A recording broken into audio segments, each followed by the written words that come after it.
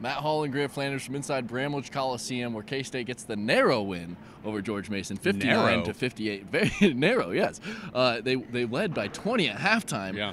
In a game where obviously almost a collapse in the second half. Tell me about it, Matt. Very strange game, like you said. A big halftime lead, led by 21 multiple times in the second half.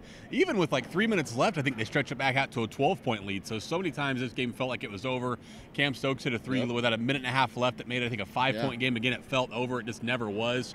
Really weird play towards the end where K-State got a stop to seal the game, and Barry Brown was called for a double dribble. Maybe the right call, I don't know, but an odd time for that to happen, and it wasn't a glaring mistake on his part either. So a lot of strange things happens. K-State can't be happy about the way it played in the second half, especially. I think they lost by 19, like you said, in that second half to win by 1. At the end of the day, it is a win. K-State goes to 10-2. They have to be much happier with that than the alternative, but a weird game for sure, and not a very encouraging second half. You know who was sharp in the second half, though, was Cam Stokes. Probably the reason they won this game. Talk about how important he was. I think so, too. And you go back now to a couple of games. K-State doesn't beat Southern Miss here without Cam Stokes going off in the second half, and they don't win tonight without Cam Stokes going off in the second half. Finished with 20 points. I think he hit 5 threes in the second half, if I'm remembering correctly. I can remember at least 4 of them. But shot the ball really well. Wasn't perfect. A couple of turnovers late that hurt K-State's cause. But, yeah, Cam Stokes was very good in that game against Southern Miss. He was very good tonight. K-State loses both of them without Cam Stokes on their team. His partner in crime, Barry Brown, talks about how he played, or how Cam Stokes played this great game. It was good, man. You know, he stepped up, made some big shots. I mean, we needed it. We were kind of put ourselves in a bind, and I mean, it came down to a nail biter, and he was able to make some good shots for us to extend the lead. Now K-State sits at 10-2 after this win, heading into league play with Texas on Wednesday.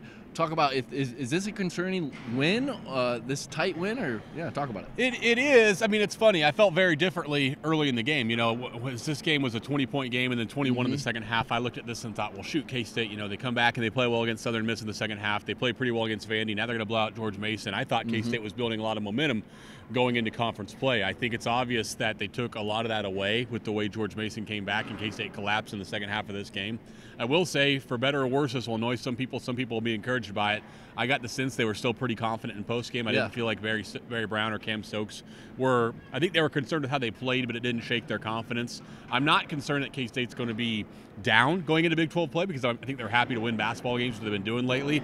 But there are some doubts about their ability after this one because they didn't look very good in the second half. Coach Weber had to talk about how he feels his team is sitting at 10-2 right now. You know, you want to be 12-0, but we're not. You know, we lost to a Marquette. To me, that was a crazy game, but you know, they're a really good team. They, you know, you look at the RPI. We were 6th this week.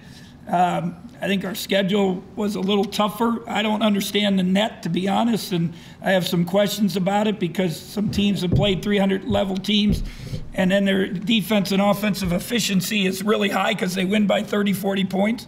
And then I thought that was not what's been rewarded in the past. We played road games. We have another road game coming up. So it's, you know, we're very good defensively. Got to take care of the ball, continue to work at our shooting, and you know, find ways to grind out wins. That's all we can do. So that's where K-State is now, heading into league play. Texas, Wednesday night. Don't miss that game here inside Bramlage Coliseum. We'll be here, won't we, Matt?